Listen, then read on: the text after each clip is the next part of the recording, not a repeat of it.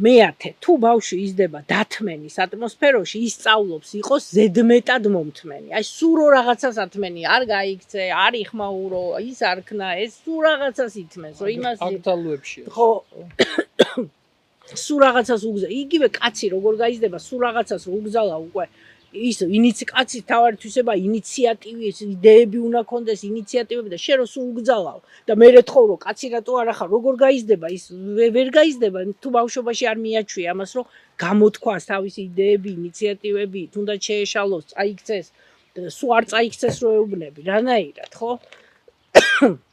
ვერაფრით ვერ ჩამოყალიბდება პიროვნებად. სულ რომ ვათმენინებთ ბავშვს, რომ განსაკუთრებით ეხლა სოფელში კიდე უფრო არის ამის საშუალება, რომ რაღაცა ბავშვმა წავიდეს, გაიქცეს მინდორში სადღაც და იქ ჩაკეტილი კორპუსში ბავშვები. ისე მეწოდებიან ხოლმე, რომ ეს არ ქნა, ის არ ქნა, რა ქნას მართლა ამ ბავშვმა და ეჩვევა სულ ამ დათმენის იმას, რომ ეჩვევა მე რო იზრდება, ის არის ზედმეტად მომთმენი. უკვე ითმენს იმას, რაც არ არის მოსათმენი, რაც უკვე მის ღირსებას ეხება, მის ღირსებას შეურაცხყოფს, იმასაც მოითმენს, იმიტომ რომ შეჩვეულია ამას.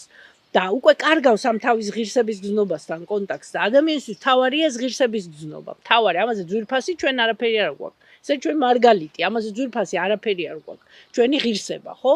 და აი ეს ეჩვევა, რომ აი მაინც მოითმენს იმ ღირსებას ცოტა უკან გადაწევს, იმიტომ რომ შეჩვეულია ამ დათმენას.